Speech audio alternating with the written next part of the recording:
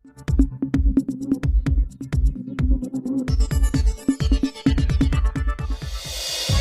हूं आपके साथ अनम और आप देख रहे हैं STS टाइम्स न्यूज।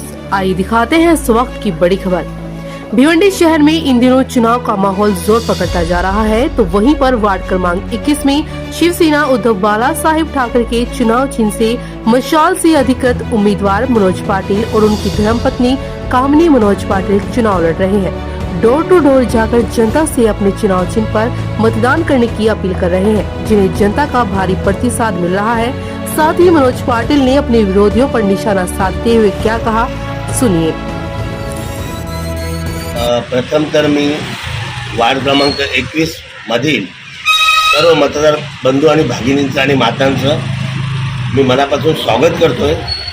मी मनोज दत्तात्रय पाटील 1988 पासून, म्हणजे जसं मला समजतंय की राजकारण काय असतं, समाजकारण काय असतं, तेव्हापासून मी शिवसेना पक्षाचा सक्रिय सदस्य आहे।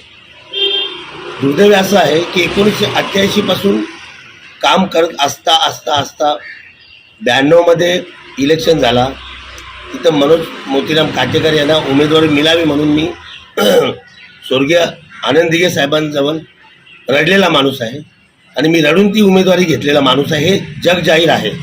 असं असतानाही 92ला इलेक्शन झाला, जे पुढचे इलेक्शन झाले त्या इलेक्शनमध्ये आम्ही मनोज काटेकर यांना भरपूर साथ दिलेली आहे। मीच दिले, माझ्या कुटुंबाने दिले, माझ्या गावाने दिले। असं असताना देखील 2012 साली मी प्रथम शिवसेना पक्षाकडे तिकीट मागितलं माझ्या मिसेससाठी। तर 2चा पॅनल होता, पण त्याही वेळेला रात्री 2:30 वाजता माझी उमेदवारी कापण्यात आली। ती कोणी कापली, का कापली हे मला सांगायची गरज नाही, तो परमेश्वर जाणतो आणि ती ज्याने कापली तो जाणतो।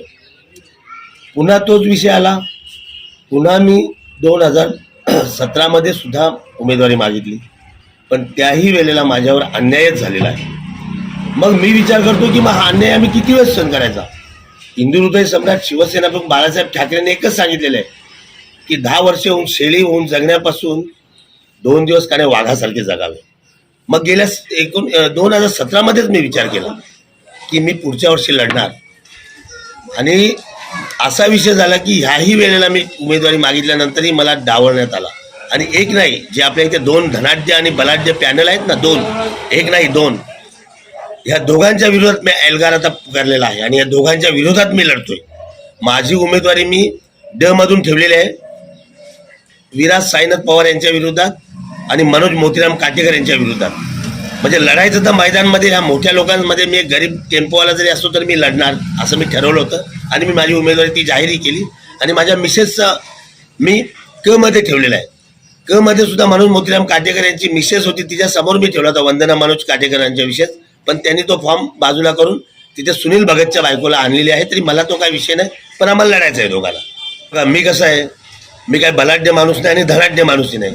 मी सकाळी उठतो, प्रत्येकाच्या घरोघरी फिरतो, प्रचार करतो, आणि प्रचार करत असताना मला एवढा जबरदस्त प्रतिसाद मिळतो गोरगरीब लोकांचा की म्हणजे मी सांगू शकत नाही। प्रत्येकाच्या घरी गेलो, आत्ताच मी एका ठिकाणी खाली गेलो असता, एक गुजराती मित्र माझा भेटला 20 वर्ष अगोदरचा। त्यांनी मला बघितलं आणि त्याने आवाज दिला, मनोज दादा रुको रुको रुको, बोले आप खड़े हो पार्टी से? बोला हाँ। तो दादा मेरा आपको वोट 100 नहीं 100% मिलेगा, क्योंकि आप जैसा ईमानदार आदमी मैंने आज तक देखा नहीं। ही लोकांची प्रतिसाद आहे। तो बिचारा गुजराती माणूस आहे, मी लढतोय शिवसेना उद्धव बाळासाहेब ठाकरे या पक्षातून। म्हणजे लोकांचा आणि माझ्या कुटुंबातला आणि माझ्या गाववाल्यांचा तर भरपूर प्रतिसाद आहे। परंतु विषय कसा आहे माहिती आहे का, इथं धनाढ्य आणि बलाढ्य लोक उभे असल्यामुळे ना लोक बाहेर यायला घाबरतात, हे मी आत्ता पण सांगतो तुला।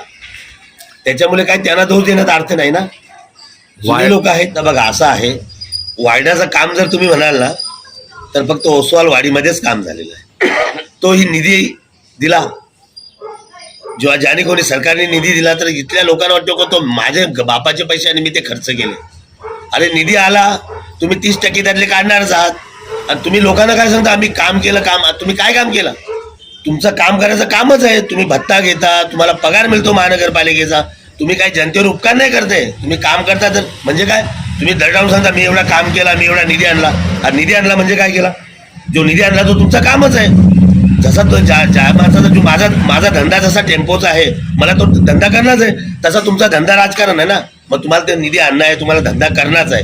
त्यात तुम्ही काय जनतेवर उपकार थोडी केले. आणि कामाचा गावचा काही ते विकास आहे.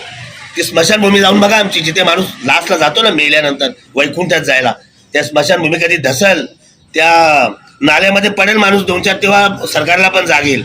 तो काम केला, निकृष्ट बांधकाम आहे तो पूर्ण. आणि तलावाची काय व्यवस्था, माझ्या वरालदेवी आईच्या गावामध्ये आम्ही राहतो, तो तलाव पूर्ण देण्याचा पाणी आला. आणि तुम्ही आता नवीन फंडा काढलाय तलाव साफ करायला. चला, अरे दादा, उपमहापौर होते तुम्ही एवढ्या वर्ष नगरसेवक आहेत, तर त्या वहिनी एवढ्या वर्षी नगरसेवक आहे, मग तेव्हा तुम्ही काय केला?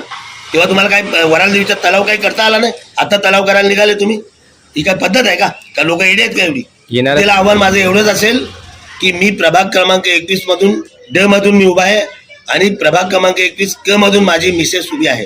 तर मग जनतेला एवढंच मी सांगतोय, माझ्या कळकळीची विनंती आहे की तुम्ही मशाल ह्या चिन्हावर बटन दाबून मला आणि माझ्या मिसेसला, म्हणजे माझ्या धर्मपत्नीला भरभरून मतं द्याल आणि निवडून आले, एवढीच माझी अपेक्षा आहे. बाकी मी कोणाला हरवण्यासाठी किंवा जितवण्यासाठी मी उभा राहिलेलो नाही.